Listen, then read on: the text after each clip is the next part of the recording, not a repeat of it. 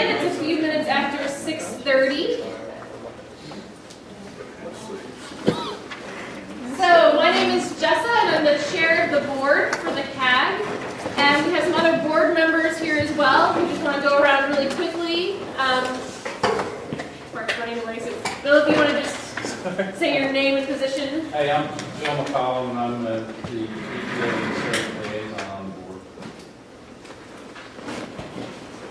William Anfin, Vice Chair. Amy Nicely, I'm the secretary. Mark Santos, Outreach Coordinator, and Keith Miller. And I'm Vicki Collins, the researcher. Alright, so I have a few announcements before we get started. First, because this is one of our regular meetings, I have a sign-up sheet if you want to be on the mailing list and are not currently on the mailing list. And I have a sign-in sheet if you're a member that you can sign in and indicate that you were in fact present at the meeting and accounted for. So sign up on one side, sign in on the other side. Start it over here.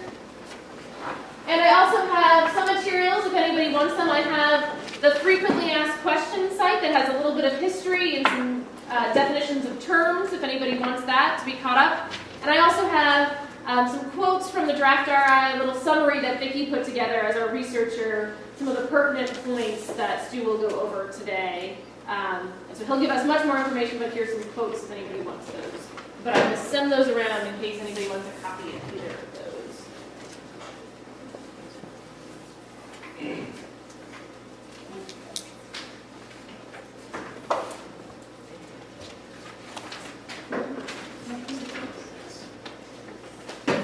Alright, and we have some special guests today. So Stu, do you want to introduce yourself? Sure. I'm Stu Ryman, Altamont Environmental. I'm making a presentation to you about the remedial investigation. I'm John Bornholm. I'm the remedial project manager for the Chemtronics site with EPA. I'm Beth Hartzell. I'm the project manager with NC Diener. Great. So what we're going to do today is we're going to have a presentation by Stu about the draft remedial investigation, and there will be time for questions at the end.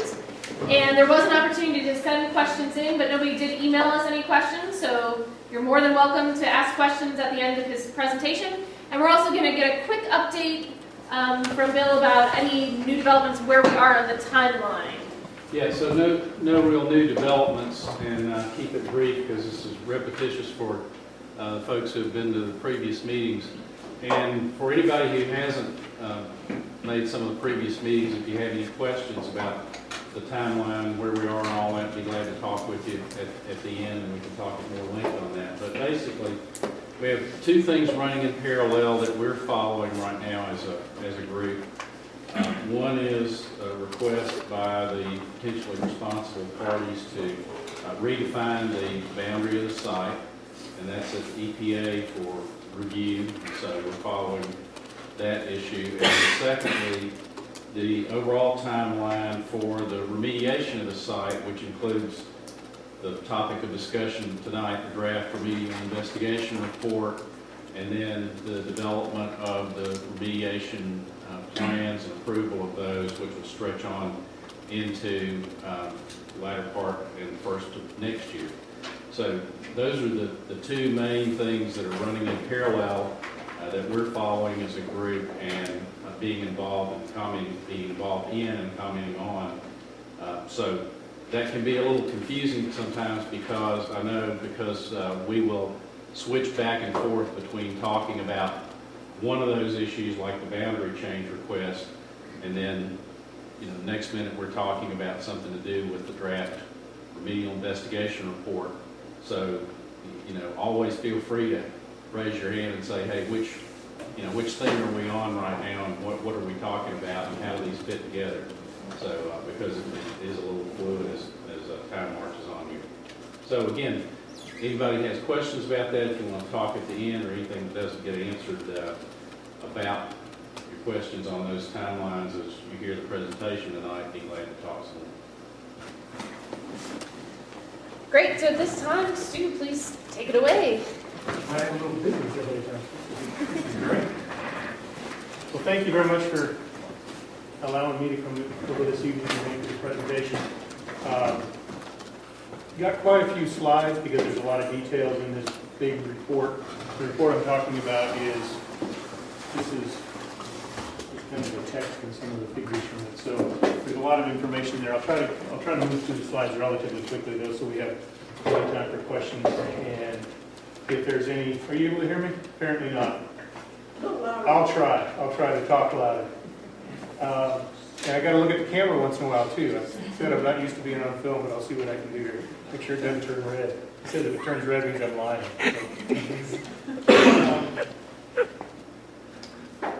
So we've already done the first part of my presentation, which was the introductions, but I will again introduce myself. Stu Ryman. I'm with Altamont Environmental. We're a local environmental consulting firm based down in downtown Asheville, about a 25-person company. And I'm going to have a hard time talking much louder than that for as many slides as I've got, so I'll try. So we're based in downtown Asheville. We actually have people who live here in the neighborhood. We've been around Asheville since 1996, so we are local, we're neighbors. One of our folks who works with me is actually pretty instrumental in this project, teaches part-time at Warren Wilson. So I think the point here is that we're not just an outside firm, we're part of the community too. John Bornholm with EPA is here. Beth Hartzell with DENR is here. They're the regulatory agencies that are overseeing my clients in the investigation and the cleanup. Altamont Environmental works for 3 different companies who are responsible for the cleanup out here at the site. There's Chemtronics Incorporated, which owns the property. There's Celanese Holding Corporation, which was a prior operator of the site in the early 60s. And there's Northrop Grumman Corporation, who also operated at the site between mid-60s and the late 70s. So we actually are under contract to all 3 of the companies who are responsible for the cleanup to do the investigation and design the ultimate remedial action for the site. And we're currently working on the site, taking care of the existing groundwater remediation system that's already in place. I'll touch on that just a little bit too. So what I want to do today is I want to go through some of the background information, make sure everyone's familiar with the site itself, where it is, the boundaries, those sorts of things. Talk a little bit about the historical investigations that have taken place, and then why is this RIFS, as we call it, Remedial Investigation Feasibility Study, why are we doing this now, what's the process, and then get into the details of what the remedial investigation itself has found. And as I said, there'll be plenty of time for questions and answers at the end. So if you all made it to the fire station, you at least know the general proximity of where the site is. And so the map here shows the Chemtronics property right here. Asheville obviously is here, and the fire station that we're at is, I guess, kind of like right about there. So we're real close to the site. You probably all know where it is. But in a little bit closer zoom in, and the orange line here shows the boundary of the property. It's shown a little bit better on this figure, so you can see the orange line outlines the boundary of the property. Yeah, dimming the lights might help a little bit on some of these slides are going to be a little bit dark. Is this the light?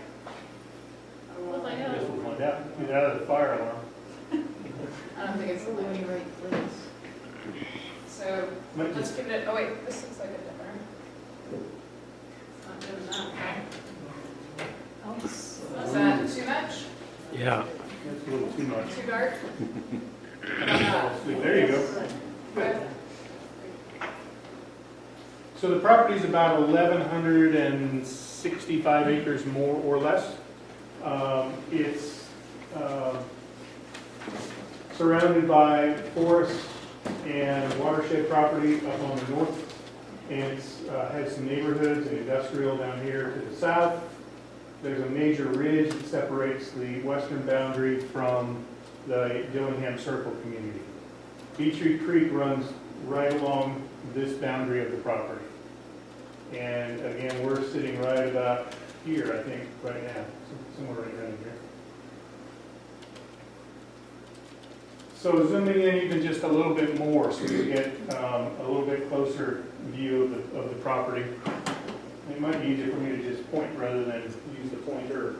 This map is pretty similar to this one over here, and what it shows is that there's some ponds on the property, There's a stream here, we call this the unnamed branch. And there's another stream up here in the back, we call that Great Branch. There's a pretty good sized ridge here in between the two. We call this the Front Valley, and we call that the Back Valley. And historically, the site was developed in about 1954. It was originally 3 dairies that the folks who originally made the manufacturing facility, they bought the dairy land and turned this into a manufacturing facility for explosives, for some chemical weapons and commercial chemicals, tear gas, flares, a variety of equipment and materials and weapons for commercial sale to the military. So when they started the operations, they built most of the manufacturing part of the operations here in the Front Valley, and they used the Back Valley for materials testing, explosives testing, and some waste disposal. So in the early 1980s, federal law, the Superfund law as we know it in general terms, was put into place. And each state had to identify the most contaminated, potentially most contaminated properties that they knew about in the state. And in North Carolina, the Chemtronics property made the list because of some on-site waste disposal activities. So it was listed originally on the national priorities list, I think it was in 1983. EPA did some investigations in the mid-80s, and based on those investigations, told the responsible parties, the 3 companies that I still work for now, that they needed to do a more thorough investigation of the on-site waste disposal activities. So maybe jumping over to this map right now, what the EPA found was that there were 6 waste disposal areas on the site where off-spec materials, coveralls, gloves, liquid waste, other things were disposed of on the site. 2 of those areas are in what we call the Front Valley, and 4 of the areas are in the Back Valley. And the companies went through the remedial investigation feasibility study process, the RIFS, the same general process we're in right now. They went through that in the late 80s, looking at just those 6 on-site waste disposal areas.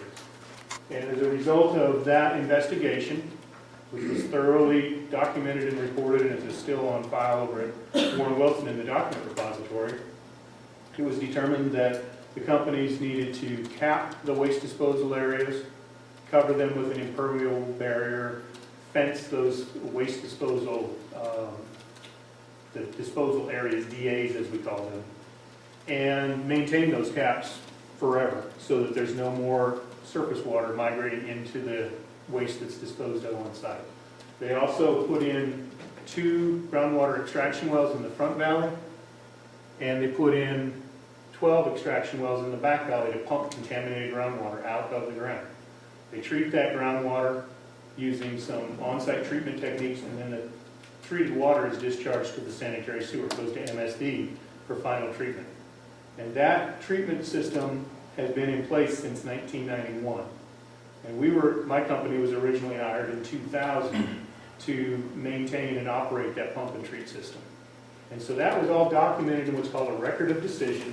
EPA made a record of decision where they said to the companies, you must cap and cover, you must pump, and you must restore the aquifer.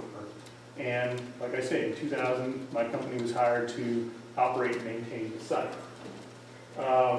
As part of that, there is annual groundwater monitoring that has happened every year around those pump and treat wells. And that's been going on since 1992. And there's also monthly reporting. So every month, we send a report in by the 10th to EPA. And those are kept on file. I don't know that those monthly reports are kept at the repository. I can't recall right now. I did not see Okay. But there are monthly reports since the remedial investigation, or the remedy got imposed back in 1992. So there's quite a record of information about this site. So just to give you another kind of orientation slide, I said there were capped disposal areas. There's 2 here in the front, there's 1 here, there's 1 down here, and there's 4 capped disposal areas in the back. 1, 2, 3, and 4. In the back valley, there's 12 extraction wells that pull contaminated groundwater out. They're in a kind of a arc shape right up here close to the disposal areas. That groundwater is pumped out of the ground, put to a treatment system, which is real close to the extraction wells themselves, and then that pre-treated water is sent off-site for further treatment by MSD. In the front valley, there's 2 extraction wells right here. That treated groundwater is also, or that pumped groundwater is also treated and sent off-site to MSD. So that just gives you some orientation of what was in place back in the early 90s and leading up to what we're doing now. So, maybe jumping over to this figure again, because I think it just is maybe more clear. But you can see there's some roads interior into the site here, and there's some roads back up in here. And all these little boxes that are along these roads are buildings.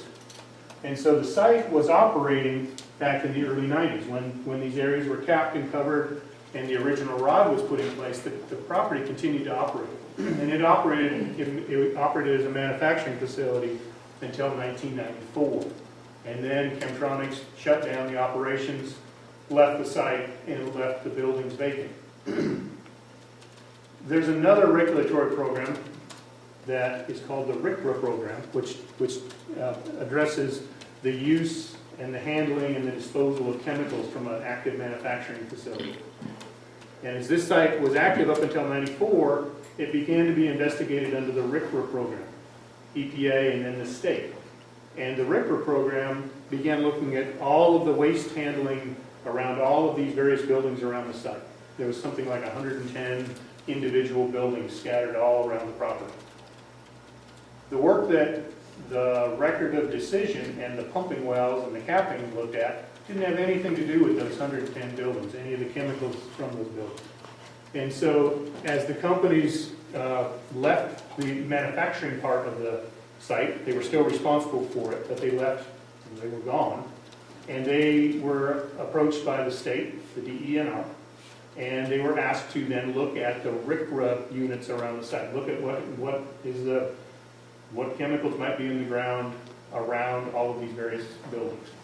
And as they began looking at that, they realized that they were working for the state under the RCRA program, and they were answering to the EPA under the CERCLA program, and it just didn't make sense to have 2 different regulatory programs in play on a site this size all at one time. So the companies responsible for the property approached the EPA, and they said, we'd like to look at this whole site from borderline to borderline, not just these old waste disposal areas. We'd like to look at the entire property, but we want to do it under one regulatory program. And EPA said, okay, but if you're going to do that, you need to enter into an administrative order on consent, which is a very clearly defined contract with the companies. It talks about how they need to go through a very thorough investigation, evaluate different remedial alternatives, and base the cleanup for the site on a risk reduction approach. So they entered into this AOC in 2008, and the goals of that program, which we're now under, the remedial investigation feasibility study, is for a site-wide evaluation of soil, groundwater, surface water, and sediment, and it will eventually lead to a site-wide remedy. So the long and short of it is, what are we out there for? We're out there to identify the various sources of contamination, whether it be from these capped disposal areas or whether it be from the individual buildings.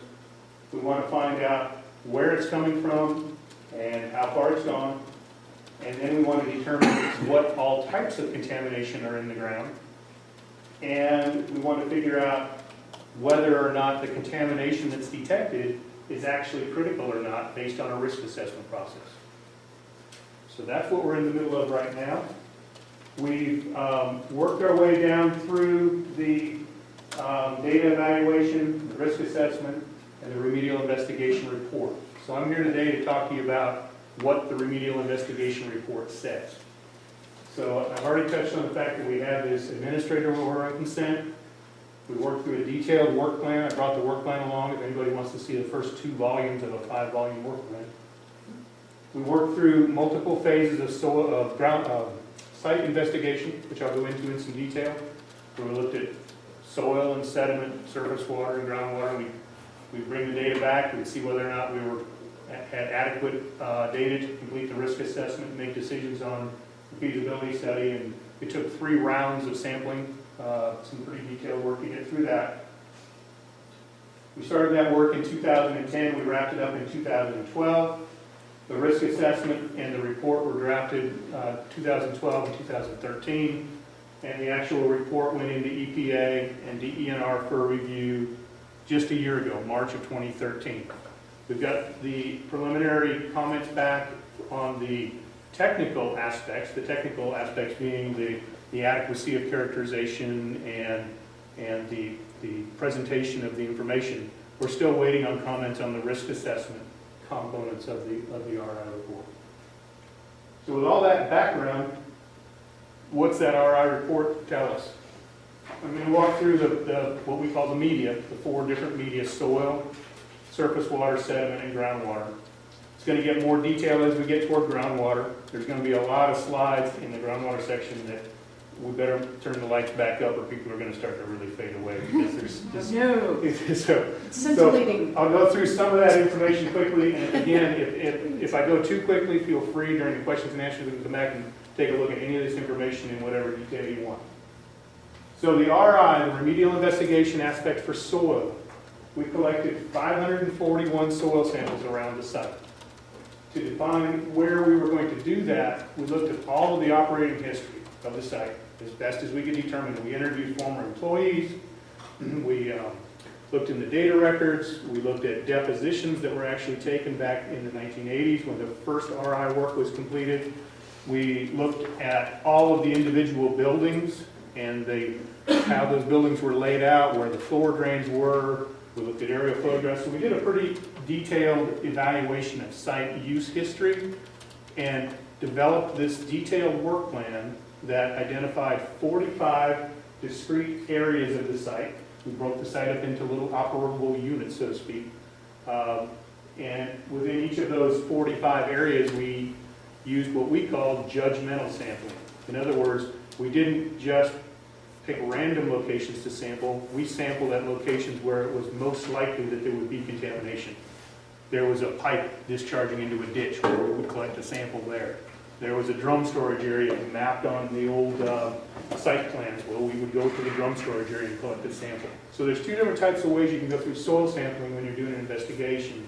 One is random. You just see what you just basically use a random number generator and a grid and determine based on that, well, I'll just take some random samples around and see what's there. Or you can use judgmental sampling. And the work plan that was developed by the companies and approved by the agencies was very thoroughly based on judgmental sampling. So, at these 541 sample locations, or 290 sample locations and 540 samples, in some areas we would sample the surface and then we'd sample a foot or 2 below the ground and then 6 feet below the ground, so to speak. So that's why there's 290 locations, but a total of 541 samples. We analyzed for a whole variety of compounds, chemicals. Volatile organic compounds, those are the chemicals you might hear about in the news: trichloroethylene, perchloroethylene, chlorinated solvents, benzene, toluene, your gasoline-related compounds. We look for all of those types of volatile organic compounds.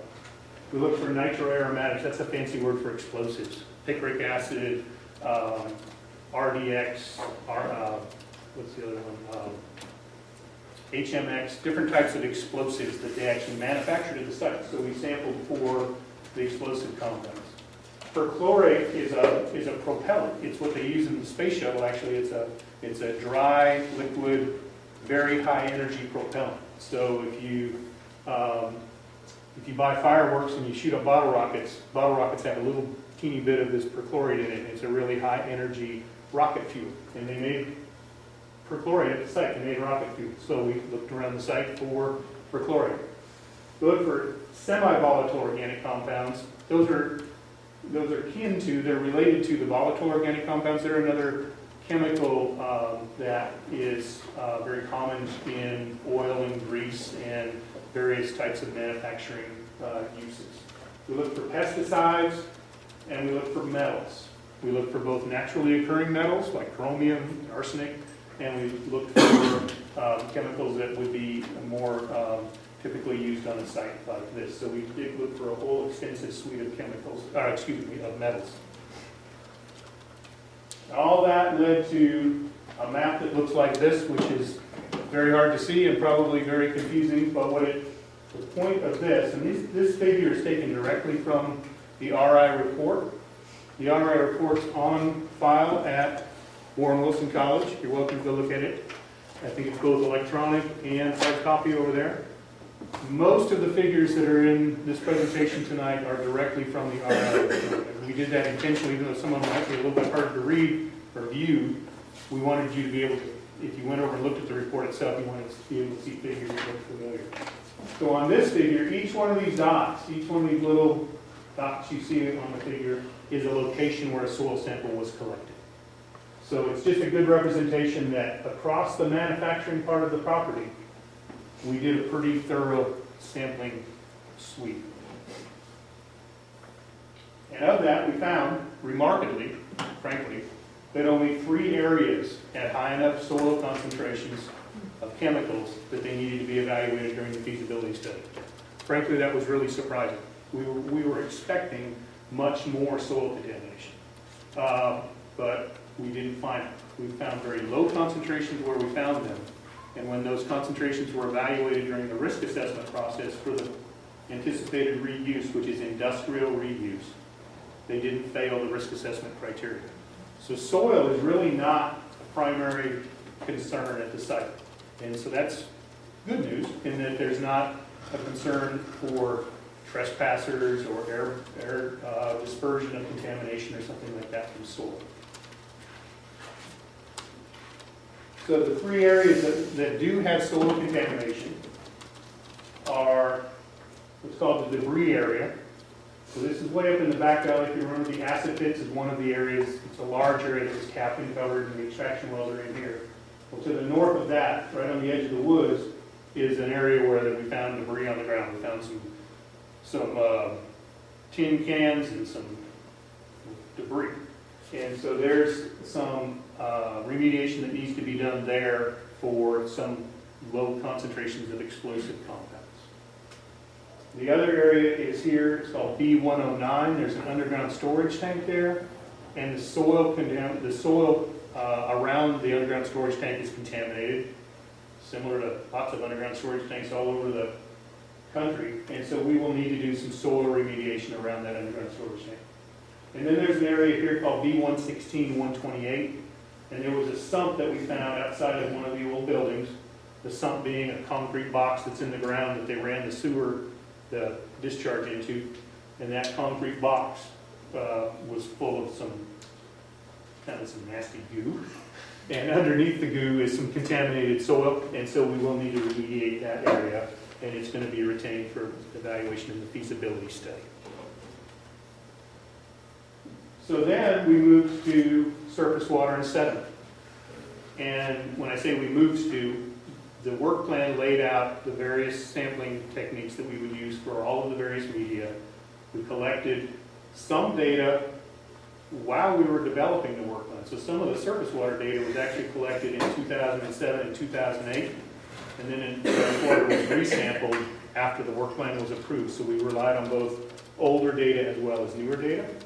And we didn't go out and sample the soil and then go out at some later date and sample the groundwater, and another date and sample the sediment. As we started the field work, we collected samples from all of these various media over a few weeks of field work. So for the surface water and the sediment, we identified 53 different locations throughout the site and along Beetree Creek. So three sample locations were identified on Beetree Creek, upgrading to the site or upstream of the site, along midpoint along the property, the eastern property boundary where Beetree Creek actually flows across the property, and then at the down gradient, the downstream end of Beetree Creek, as Bee Tree Creek goes to the south of the property. So there are 3 sample locations in surface water in Bee Tree Creek, and then there's 50 samples in surface water on the property itself, in the unnamed ranch and in Gregg Branch. And in a couple of the ponds also, we also sampled surface water from the ponds. So what did we analyze for in those? The same big list of chemicals. Volatile organic compounds, nitroaromatics, perchlorate, citric acid, which is an explosive compound, pesticides, metals, and then some other water quality parameters that are important from an ecological risk assessment perspective: pH, fluoride, and hardness. And we selected all of those based again on site use and what would be potential contaminants in the surface water. So at each location, we took both a surface water sample and a sediment sample. We weren't just concerned about the surface water itself, we were also concerned about the sediment, because the sediment can particularly impact the biology and be a concern in the ecological risk assessment. So what did we find? We found that we do have detectable concentrations of volatile organic compounds, primarily what's known as 1,2-BCA, dichloroethane, and TCE, and perchlorate, which if you recall, perchlorate is the propellant that is the rocket fuel propellant. It's in the upper reaches of the unnamed branch and Gregg Branch.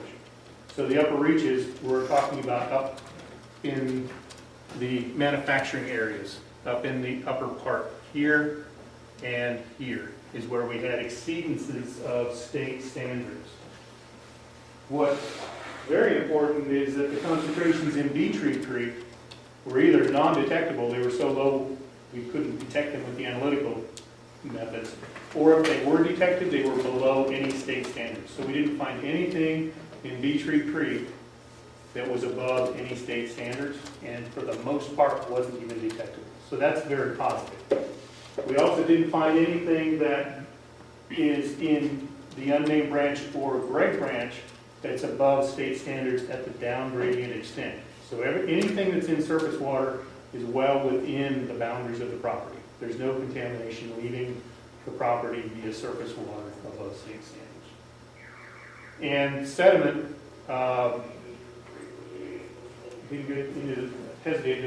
didn't put it on this slide, but sediment had some low concentrations of these same compounds, but nothing that would have resulted in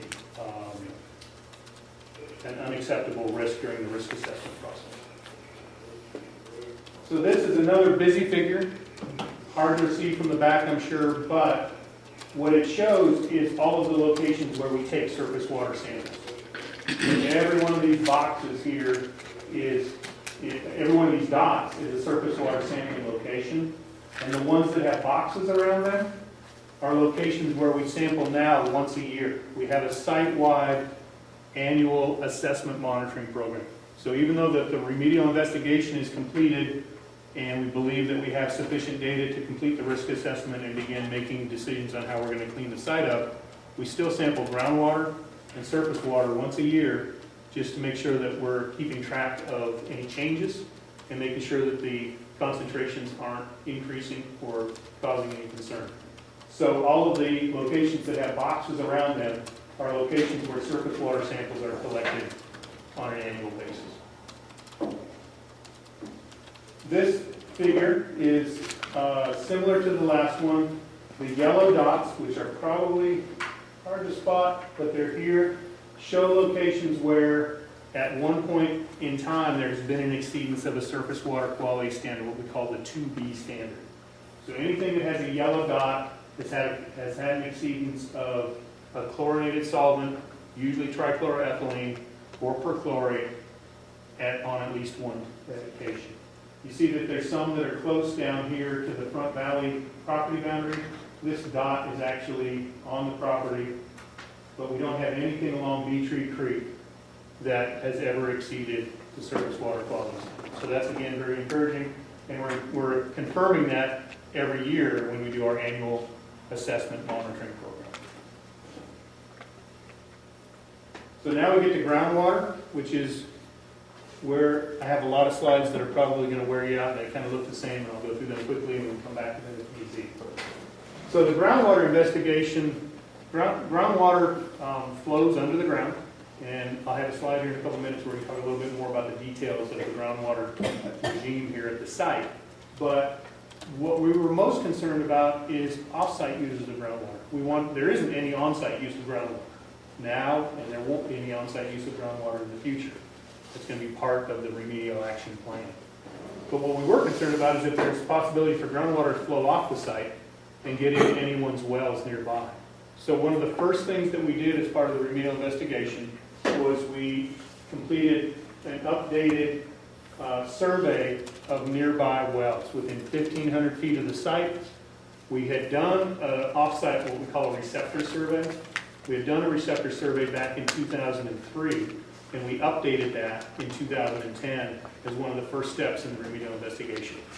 And to do that, we drove through the neighborhood, we looked for the fake rocks, we looked for houses that didn't have a water meter in front of it, we looked for new homes that didn't exist back in 2003, and then we went through the state well record system to see if any wells had been recorded with the state. And we did identify a couple of new wells that had been installed.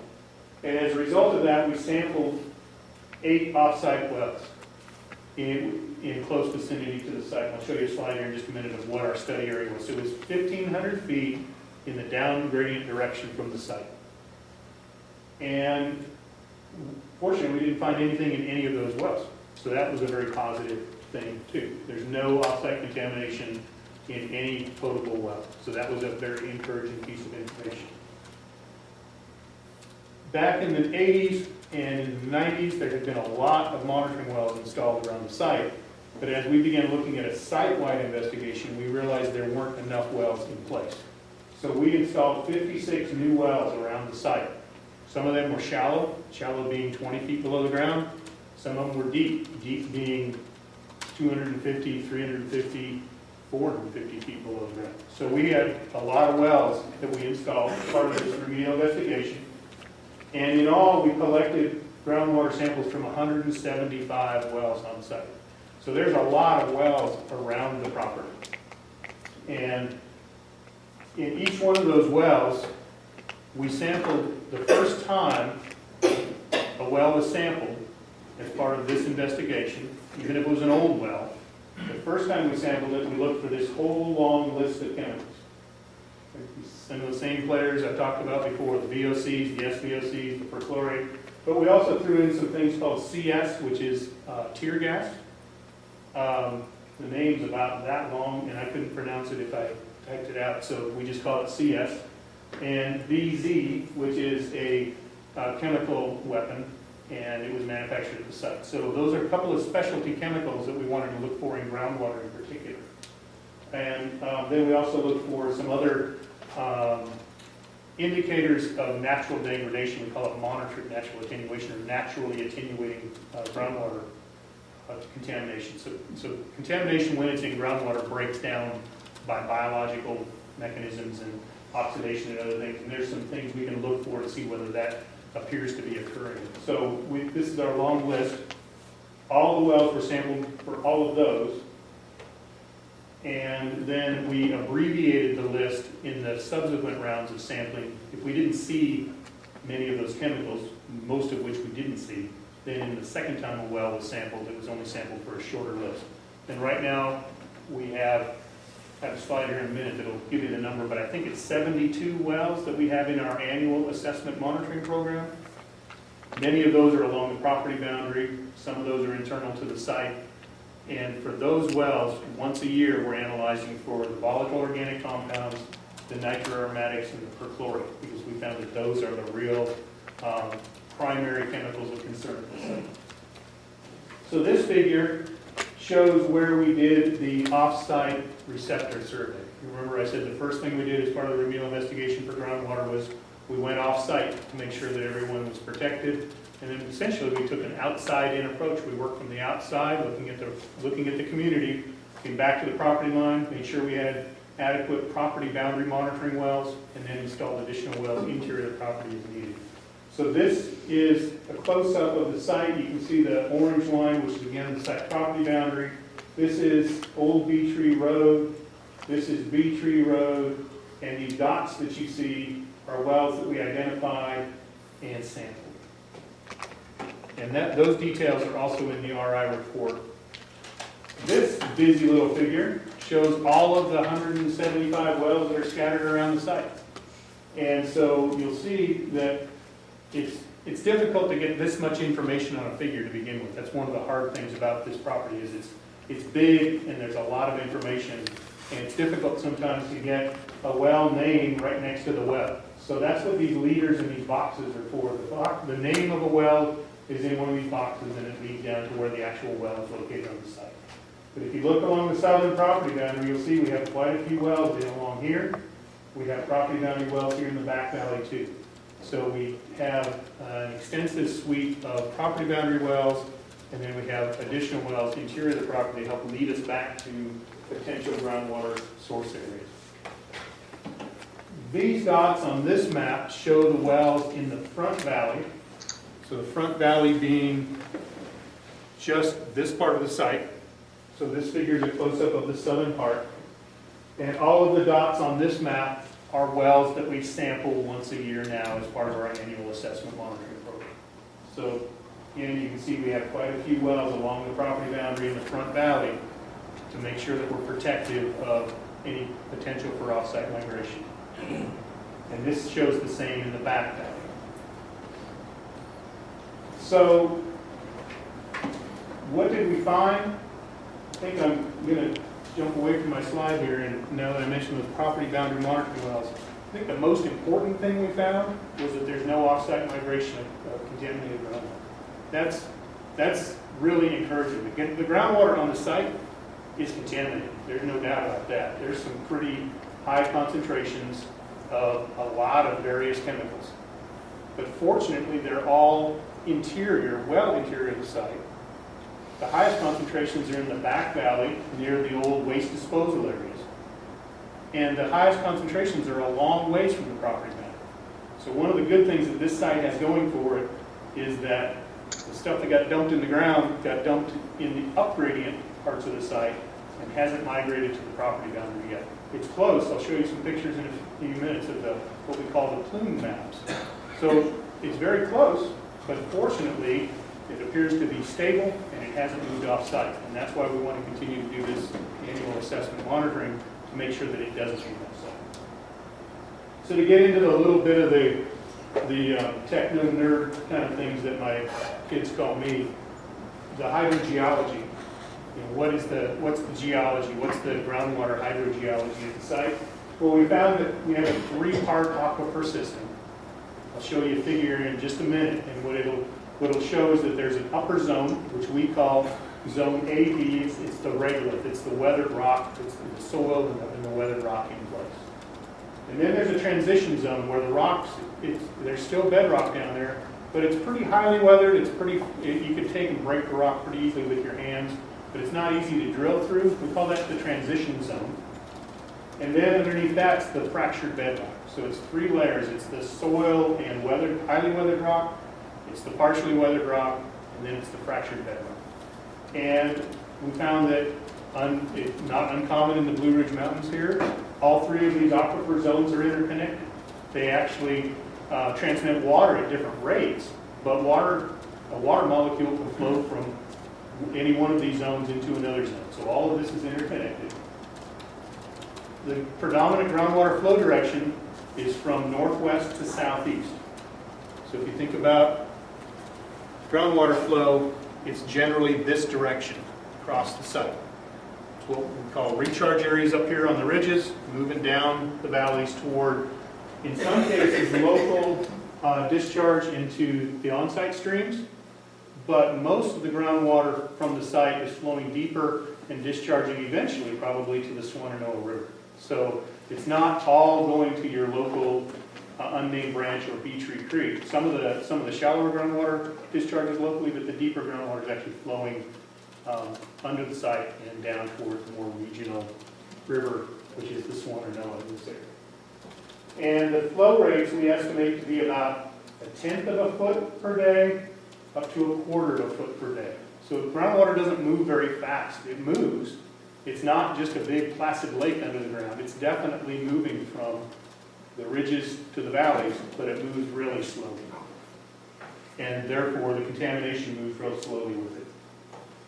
So this is a blow-up of what I just talked about. The upper zone, what we call zone AB, is the regolith, or the soil and weathered rock. It's like a sponge. If you think about laying a sponge down on your counter, the sponge can go dry. And when it's dry, it's pretty light and fluffy. And you can slowly drip water, and it'll actually hold a lot of water, but eventually a sponge becomes so saturated that water will start to run out of it.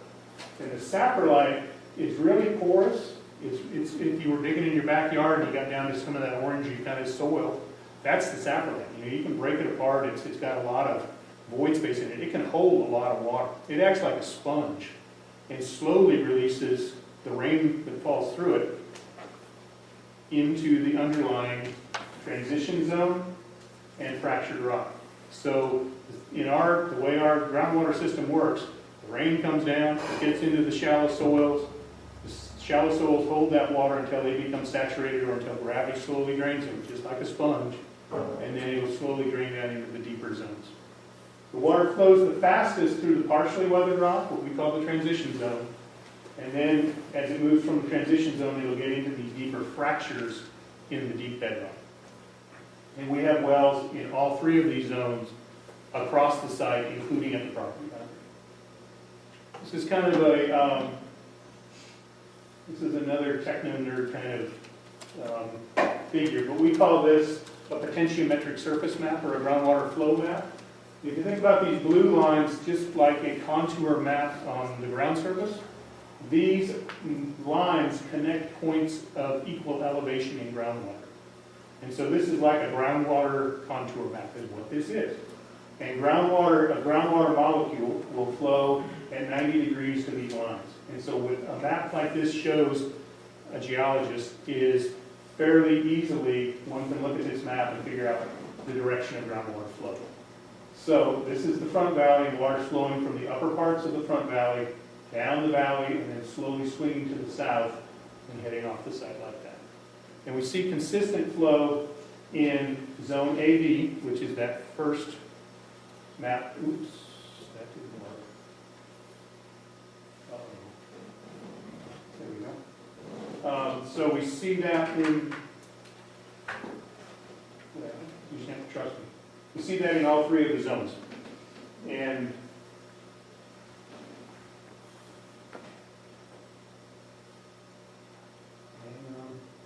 ooh, it's kind of fun. Come on. There we go. All right. So what I showed you in the first two slides was zone AB and then zone CD, or the transition zone. And then this is in the bedrock. And so even in bedrock, you have this flow that's down the valleys, which is not surprising, but it's nice to confirm. We were concerned in bedrock, could we potentially have flow in another direction? Because bedrock doesn't all, groundwater in bedrock doesn't always follow topography like you would think it would in shallow groundwater. So we were concerned, could groundwater be flowing toward Dillingham Circle? Could groundwater be flowing a different direction? And what we found through all of our monitoring is that it is mimicking the overall valley flow that's flowing to the southeast. So, as I said, we did detect chemicals in the groundwater. And this is a list that summarizes some of the higher concentrations. It's certainly not in any way an exhaustive list. We found a lot more chemicals than this, but these are some of the highest concentrations we found. We have found tert-butyl alcohol, which is it's an alcohol, and it's used in cleaning and manufacturing and things like that. We found it in the back valley up to 280,000 parts per billion, which is pretty high concentration. The good thing is it degrades pretty quickly. It actually breaks down from biological degradation, so it is pretty amenable to remediation. We found chloroform, 24,000 parts per billion in the front valley and 16,000 parts per billion in the back valley. We found 1,2-dichloroethane, 36,000 in the front and 34,000 in the back. We found trichloroethylene, something that you hear about quite a bit in just general newspaper articles. Trichloroethylene is a really commonly used industrial solvent, and we see it at this site, 30,000 in the front, 13,000 in the back. So we have a potluck of chemicals that we have to deal with in groundwater. Again, the good thing is they haven't gotten very far. Well, they haven't gotten off-site, let me put it that way. So these maps are, I'm going to go through a whole series pretty quickly here of plume maps in the front valley and then in the back valley. What we mean by plume maps is this red line defines the concentration that's equal to the state cleanup level for this particular chemical. This chemical is trichloroethylene, and the cleanup level is 3. That's what they call the 2L standard, 3 parts per billion. So, billion pounds of water, you could have 3 pounds of TCE by concentration. So this line defines the 3 part per billion limit, or the 3 part per billion concentration as we detected it in the ground. So you can see TCE is here in the front valley, but fortunately, it's not down here, even close to the property boundary, in zone AV, or the shallowest wells. You see that it's coming from multiple locations, though, and we'll talk about that in just a moment. So I have a whole series of these for different chemicals in different layers. So this is trichloroethylene in zone CD. This is in the transition zone. This is as close as we get to the property boundary, and it's pretty close. So in zone CD, now this is down somewhere between probably about 40 feet and maybe even 90 feet below the ground, depending on where you are on the site. It's pretty widespread. It gets down here close to the property boundary in one monitoring well, but has never exceeded the 2L. And in our annual assessment monitoring, fortunately, we're finding that this concentration is not going up. It's in fact going down, and this plume is pulled back just a little bit because we're at the very leading edge. This concentration here was, I think, 3.4, if I'm reading that correctly, and the state standard that we're mapping is 3. The concentrations up in here are in the thousands, or even in some cases up in this location, 30,000. So we have 30,000 parts per billion here. We've got 3.4 parts per billion there. And we're monitoring those wells on an annual basis, and those annual reports are also over at the Warren Wilson Repository. We're wrapping up our report right now for the end of 2013, so I suspect that report will be in the repository in the next couple of months, and the concentrations, in fact, have gone down a little bit this year in this southernmost well. So then in the bedrock, changed, we'll get back to bedrock in a minute. This is a different chemical. This is tetrachloroethane in zone AB, and this is tetrachloroethane in zone CD. So you can see the plume has a similar shape, pretty widespread, again, hasn't left the property. This is RDX. RDX is an explosive compound. We did find explosive compounds in the groundwater, and RDX is pretty widespread in the shallow groundwater. Here's RDX in the CD wells. So again, we just have these whole series of plume maps in our report that show the mapped concentrations of the extent of contamination in the various zones. This is perchlorate in AB, for the shallowest groundwater, and this is perchlorate in the transition zone, or CD. You begin to see some real similarities in the shapes of these plumes. So then we do the same thing for the back valley. We said, okay, let's look at the back valley, same kind of plume maps. And you'll see, fortunately, here in the back valley, like I said, the acid pit's the bad boy. That's where a lot of the contamination came from. And it hasn't gotten very far down gradient. This is trichloroethylene in zone AB.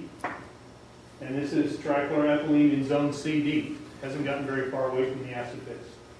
And it's now situated a good distance from the property boundary. This is 1,2-dichloroethane in zone AB wells. You see it's definitely pretty wide. It's definitely there, but it's not widespread and it's not down the valley. Same 1,2-dichloroethane in zone CD. RDX, right up there, it's actually stretched down the back valley a little bit more, but it still hasn't made it to the property boundary, fortunately. And here's RDX in zone CD. Perchlorate in zone AB stretches probably further than any of the other compounds we've seen. Perchlorate is really soluble in water, and it actually moves pretty quickly through the groundwater system. But again, it hasn't reached the property boundary. You might wonder on this particular slide why these are dashed. Because we exceed that 2L standard, the state cleanup standard. We exceed it in this well. We know we don't exceed it here, so we had to kind of extrapolate where we think the leading edge of that plume is. And that dashed line implies that it's our best guess, but it's not based on actual data. And there's the perchlorate in zone CD. So then in bedrock, because bedrock is where the deeper groundwater is, bedrock is where people tend to draw their drinking water from. We have a map that maps all of the concentrations in all of the bedrock wells around the site. And the ones in yellow are concentrations that have met or exceeded the state cleanup standard. You see there's one yellow right here, and that's for a well right there. And that's for a concentration of 1,2-dichloroethane, and the concentration is essentially equal to the 2L standard in bedrock. So again, that's a well we're keeping our eye on. So low concentration, it's equal to the state cleanup standard, but it's something worth paying attention to. Other than that, you can see that our property boundary monitoring wells are all clean. They don't have the yellow highlight on them. And then this is RDX and perchlorate. Same thing in bedrock, just a map of the RDX and perchlorate concentration. So in summary, what we found was that there are sources of groundwater contamination. I think that's pretty obvious looking at those red plume maps. Ooh, there's some hot spots. Well, we followed those plume maps back, and we identified that there's 8 areas in the Front Valley that have concentrations that need to be addressed in groundwater near specific source areas. You recall, we didn't find much soil contamination, but we did find groundwater contamination.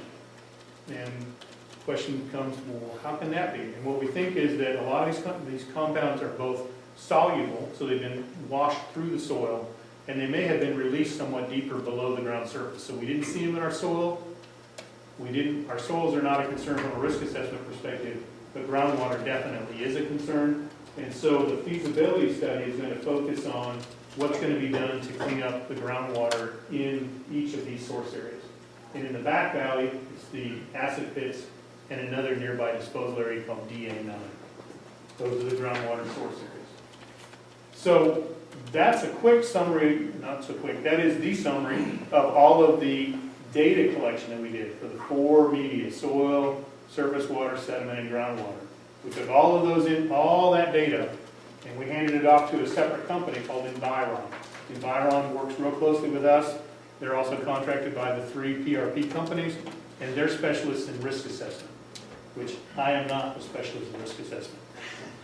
Very glad to not be a specialist in risk assessment. So what they do is they look at the various chemicals that are detected. They develop what's called a conceptual site model. And they look at the sources, they look at the pathways, in other words, how can a chemical get from where it was released to the environment, and they look at the potential receptors.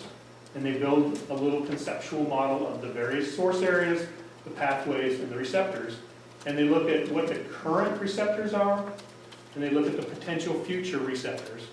And they evaluate whether or not the concentrations that are along, either at the source area or anywhere along the pathway, all the way to where the receptor will come in contact with the chemical, are those concentrations high enough that they would cause either an excess cancer risk or what they call a hazard index exceeding 1.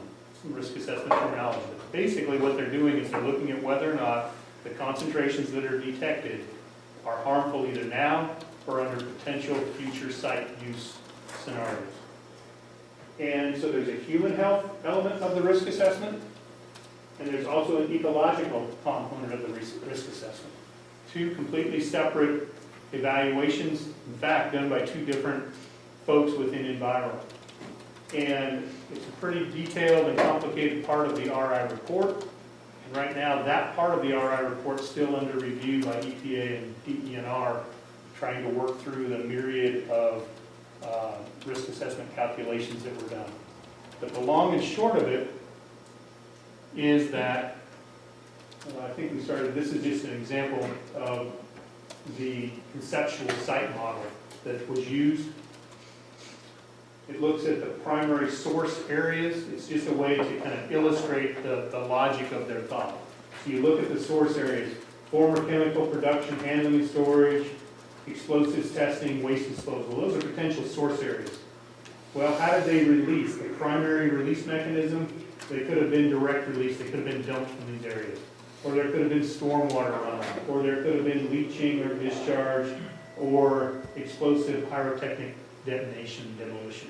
So this chart just kind of leads the reader through the logic of the risk assessment. It goes from sources to how it was released, the pathway, is it surface water, is it groundwater, is it sediment or soil, and then it goes to who are the potential receptors and how can they come in contact with the chemicals. They could ingest it, they could inhale it, they could come in direct contact with it, or it could get transmitted up through the food web, through bioaccumulation. You got aquatic wildlife, you got terrestrial wildlife, you got plants, and then there's a whole similar conceptual site model developed for the human health side. As I said before, this site is being designated for industrial, that part of the site that's not being delisted, which is something that was touched on earlier. The site that's going to be retained within Superfund is being evaluated for potential industrial reuse, not residential reuse, not unrestricted reuse. It would be for industrial reuse. So when the human health risk assessors look at the potential uses of the site, they're not concerned with potential exposure to residential. They're concerned with potential exposure to industrial workers. And there's a whole set of specified criteria that they have to use to evaluate those risks. This is a snapshot of areas that they honed in on in their risk assessment. And what they did was they subdivided the site into various small study areas. They took the data that we collected from those study areas and they evaluated that through their risk assessment process. This figure is a little hard to explain at this scale, so I apologize for that.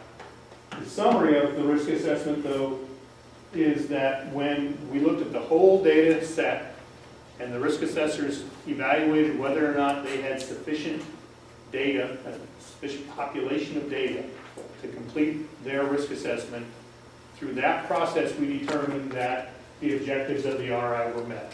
You go all the way back to one of those early slides. What are the sources of chemicals? Where is it going? How far are the chemicals spread? And what particular sets of chemicals are we talking about? We determined all of that through all of the data collection.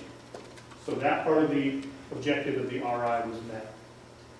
That was all wrapped up in the report. As I said, that report's currently being reviewed. And the next step in the process is what's called a feasibility study, where in another phase of this whole RI-FS process, we'll look at all of these various source areas, we'll look at all the various chemicals, and now we'll determine how to clean them up. The feasibility study looks at the feasibility of various remedial alternatives, various ways of cleaning it up. And we're actually currently pilot testing some alternative remediation technologies on the site. So we're in the middle of the feasibility study process right now, even though the RI report hasn't been formally approved. So the FS, the feasibility study, is going to look at the 3 areas of soil contamination that I said existed on the site. The FS is going to look at the groundwater source areas and determine what needs to be done to drive down the concentrations at these groundwater source areas so that they won't, in the future, result in off-site migration of groundwater contamination. So there's 8 areas in the front valley and 2 areas in the back valley.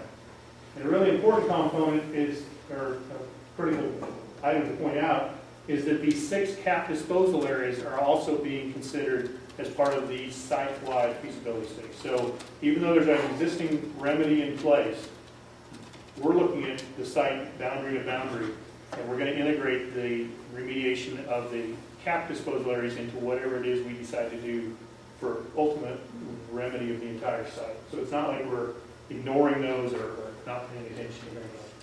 And then another important part is that this annual monitoring still goes on. So there's 72, is that what I would say?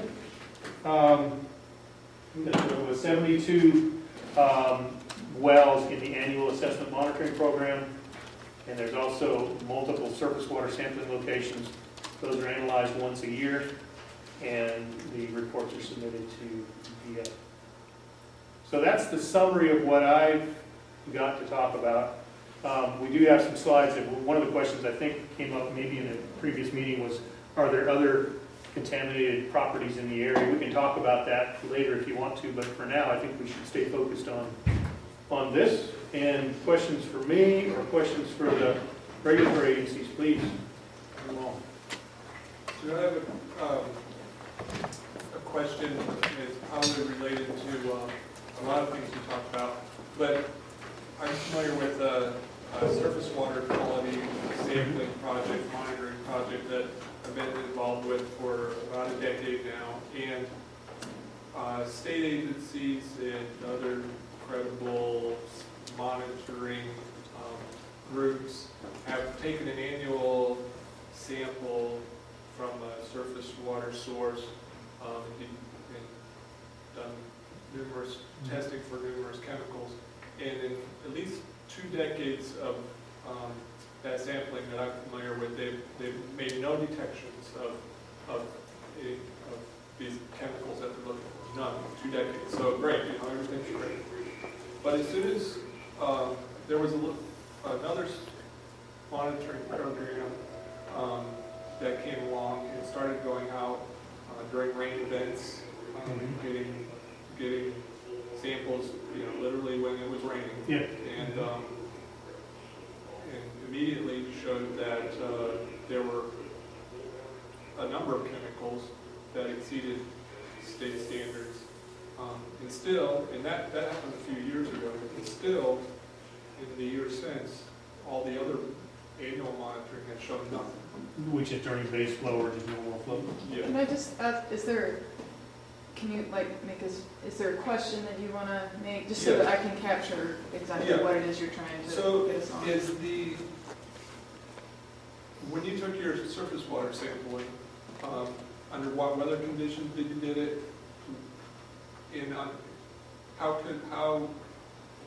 does it compare to this scenario that I'm talking about? Yeah, that's a great question. And thank you, because I didn't get into that level of detail, so I appreciate that question, actually. The annual assessment monitoring is done during probably relatively low flow conditions, because we do it in the fall. So we do the annual assessment monitoring in October or November every year. So that would be similar to your assessment monitoring you're talking about with this site. It goes on once a year. As part of the RI, though, we actually went out during high flow. We looked for a high flow event. I can't remember the defined event, but we were looking for like a 10-year storm or something like that. And we were actually out there in the rain during high flow, during turbid water, because we wanted to see if there was a difference between water quality in the high flow condition and the low flow condition. And for the predominance of the chemicals, we didn't see any significant difference. We did see some pesticide spikes in the high flow that we didn't see during the base flow, but they didn't fail the risk assessment evaluation. So it's a good question, and it was important to look at both high flow and low flow. On an ongoing basis, we typically only look at it during standard flow or base flow conditions. We don't go out annually and get high flow. But that discussion is brought forth in the RI report about our sampling during the high flow. Yep. Piggyback on his question, a number of years ago, you was in the picture in that time frame, was a drought, very big drought. The comparison in that year, now I'd say that year because it's a very big drought, and compared to the wettest season, excuse me, for the wettest season we've had on record this year, what similarities or did you see the difference between those years, or did you even look at that data for that reason? I haven't looked at the report of the data for last fall sampling yet, so I can't answer that myself. But I do know over time, we have data from 1992 on in some wells, not all 175 wells, but we have some wells that have been monitored at least once a year, sometimes twice a year since 1992 on. And we definitely see some spikes and some troughs in the concentration data. So a graph of groundwater concentration will go up and down. Generally, the trends are down, and sometimes the spikes are related to rainfall, and sometimes they're not. So there's not a direct correlation, but in answer to your question about what are we going to see after last year's really wet year, we just got those data back.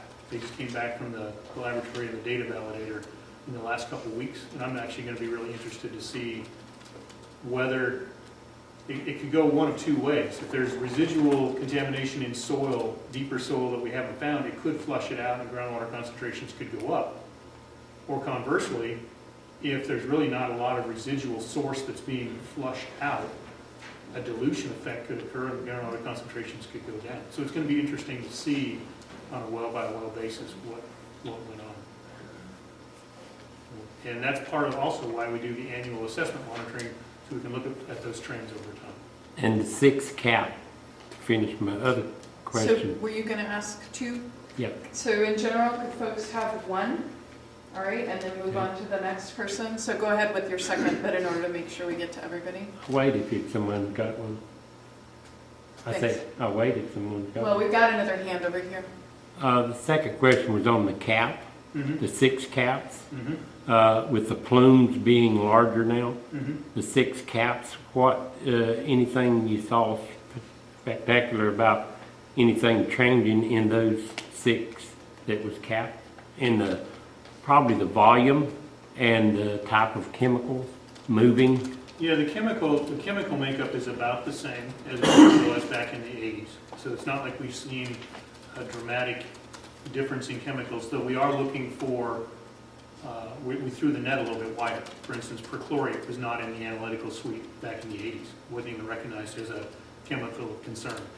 The VOC list is longer now than it was back in the 80s. So there are chemicals we're seeing now, but they simply weren't looked for before.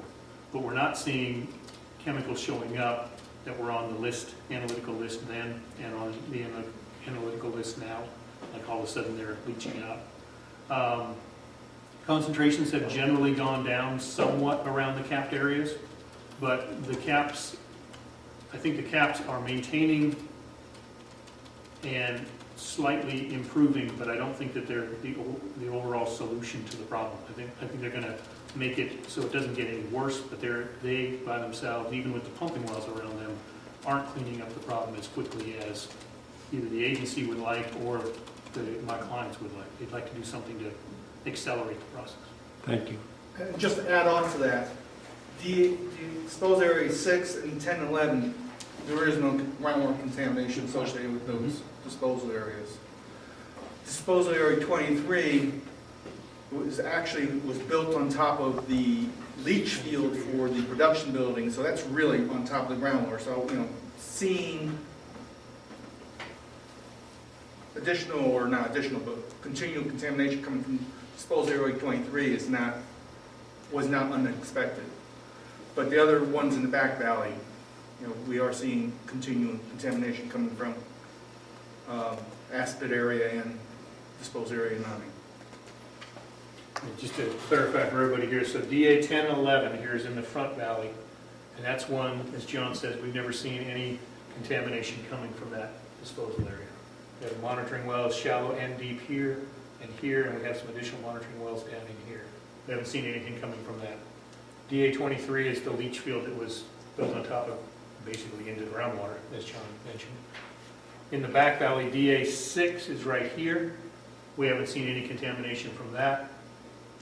Acid pits, that's the bad boy, and its little brother is right here. Both of these acid pits in DA 9 do have contamination coming from them, and DA 7-8 had some detections early on, like 91 or 92, but we haven't seen anything further coming from that, so that's encouraging too. Okay, so who is next? I saw Melanie. So my question, I've looked at these maps a million times and I'm just really confused about orientation and specifically, like where's Dillingham Circle? Is that like up here or is that down here? This right up here is This the is top of Dillingham. Dillingham Circle, So right? where's like the edge of Warren Wilson property, like all those roads? Is that here or Well, here? Warren Wilson property, the forest, Warren Wilson Forest touches right there. Like Halcyon But Hill and Rainbow, Yeah, whatever. I Are don't- those like here? I don't know the trail names that well, but Well, I they're know roads off Warren roads. Wilson Road. those would be further down here. Yeah, Halcyon, All the way down it's a little there? farther. Yeah, Mhm. So where's Bee Tree Road? this is Old this- Beech Tree This is Road. Old Beech Tree right here. Where This like is the little gate the is? gate's right there. Okay, so my question was the well that you guys are monitoring that was close to the boundary, is that Mhm. right there where the gate is on Old Beech Tree? We have monitoring wells. Well, I know there's monitoring wells everywhere, but the Right. one that was, The one that had the detection that was at the 2L standard, uh-huh, And at the boundary. it's right there. okay, and where is that? Like, So what's on the here- other side of here's that the gate. boundary? Here's the gate, here's the well, Bee Tree Creek comes down here, Mhm, and these are the ponds that are on the Tandy property. mhm. So this is all Tandy right here. So where's that, like, the Bee Tree Village, or whatever it's called, where is that? Way further down, Down here. or is it on the No, map? it's right across the creek from the pond, from below the Right, pond. right there. Yeah. Oh, you mean up on the hill? No, no. Just down at the bottom of your Right map, on here? the other side of the creek. Okay, I thought it would be further down, but anyway, it's right. So it's right there. I might be able to get back to, if I can figure out how to use this. And that was where the plumes are migrating toward the edge of the boundary. Yes, yes. Let's see if I can, go back to an earlier slide.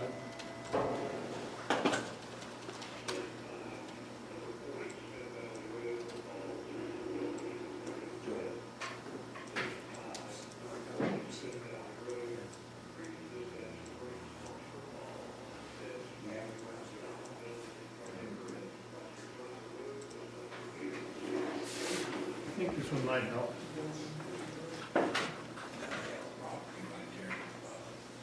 You know what wells are, so Yeah, so the front gate's right there. Front gate is right there. It's a weird little extension of the property, but if you drove up there, you would hit the gate right there. The well that's impacted is right there. It's at the 2L standard, or it was at the 2L standard, but now it's improved. This, all in here is Tandy. This is that big open field that's, I think you use it for farming corn or something like that. And then this is the Anvil Knitwear, I think is what they call it. Bee Tree Village is all that. And Bee Tree Creek comes down here like so. So Bee Tree Village is on the other side of the creek, and it's downgrading, and it's on public water. Does that help with the Yes. orientation? Yeah, thank you. And then, if you wouldn't mind briefly touching over, I guess, some of the major concepts regarding the remediation processes you sort of glimpsed about, and maybe if it refers to the sediment or the groundwater, Mhm. et cetera. Yeah, we have some work plans that have been submitted to EPA for some of the pilot testing, so I feel pretty good about talking about that. I don't want to, my only hesitancy is I don't want to set the stage, I don't want to start trying to talk about what we might do for a remedy when we're still evaluating it. Sure. So just keep that in mind. We're still pilot testing, we're still evaluating what might even work, so we don't know yet what we're going to recommend. But in general concepts, there are ways that one can enhance biological breakdown of the chemicals in the groundwater, and we can inject lactate, which is basically spilt milk. We can inject some molasses, or we can inject some emulsified vegetable oil. These are all things that have a lot of carbon in them. And so what they are is they're carbon donors. And what they do is they stimulate the biological activity. And there are naturally occurring and some non-naturally occurring bacteria that then can break down the chemical contamination in the groundwater. We took some soil samples and some groundwater samples. We took them to a lab, and we evaluated whether or not those bacteria already exist. And we developed microcosms. We ran treatability studies in the lab. And fortunately, we found that there are naturally occurring bacteria on the site that if we stimulate them, they actually get real robust and they break down the chemical contamination. It's not the same for every chemical suite that we've got out there. That's part of the challenge. Is in some cases, emulsified vegetable oil may be the best carbon donor. In other cases, lactate may be the best. In other cases, it might even be more complicated than that. If we, for instance, here at the acid pits where we have this kind of potluck of chemicals. The other thing that we're finding that's really interesting, and I'm not a biochemist, so I hope I don't embarrass myself up here in front of these smart people who probably know more than I do. But what's interesting is that some chemicals react to anaerobic degradation. They need oxygen, and some do really well under anaerobic degradation. So aerobic and anaerobic. And it's interesting, the mix of chemicals that are in the background, particularly around the acid pits, seem to be almost setting up a system where they're degrading themselves, because some of the bacteria feed on the aerobic conditions that are generated almost like a septic system. These bacteria that love the anaerobic conditions that are imposed by some of the chemicals that are there. But then as those chemicals break down and as the groundwater moves further down gradient and moves back into an aerobic condition, some of the polishing is taking place. Not saying that we don't need to do anything to enhance it, to move it along faster, but some of the reasons why the contamination hasn't moved off site might be because how big the site is and because of some of the natural degradation that's already going on. So it's a pretty interesting little, its own little petri dish, so to speak, in some respects. It's pretty cool what's going on. And just make one more point, another contractor is doing this work who's got experience in this arena of work. So, and it's a third group of contractors that are under contract to the company. So it's not all who's doing it. So they have that experience and the expertise in this field. So would they work with you, or would they work just with the companies, and you guys work in tandem? We work together. So Altamont's role on the project is we're the site operators, so we take care of the site on a daily basis, and we're known as the project coordinator. So we're the primary point of contact with the regulatory agencies. We kind of herd all the cats, so to speak. We work for all three of the clients. But we work very closely with Geosyntec, who's the remediation specialist, and Environ, who's the risk assessment specialist. We work very cooperatively. Sean? You mentioned that you and EPA and all the regulatory people and your clients would want to get this thing cleaned up absolutely as fast as possible. What's limiting, I don't know, cleaning up even faster than what's already happening? That's what's being evaluated in the feasibility study. One of the limiting factors is what's the best way to stimulate the remediation. Is the fastest way to clean it up to continue to run the pump and treat wells and just draw the contaminated water into them and let's make sure it doesn't get any worse, and that's just going to take forever? Is that the fastest way? It might be. Are there things that we can inject into the ground to speed it up? There could be, but what is the mix that needs to be injected? That's what we're studying right now. So the limiting factor is defining the right technology to clean it up as quickly as possible. Even with stimulated biological remediation in the ground, it's going to take a long time. This site is not going to be cleaned up in 10 years. I mean, this is not a dig up some contamination, do some in situ treatment, and boom, you're done. This is going to take a long time, given the concentrations, given the depth, and given the extent of the plumes. I'm just keeping it here. Phil, Vicki, you have your hand up? No, not you yet, Bill, and then you. So I understand that you're testing the methodologies potentially for cleanup or remediation. how do you decide where you apply those? That's a great question too. So I talked about, I don't want to mess around with that slide projector anymore, so I'm going to do it up here. I talked about there's 8 different locations in the Front Valley where we know we have some source areas. One of those is right up in here. It's called B147, B105.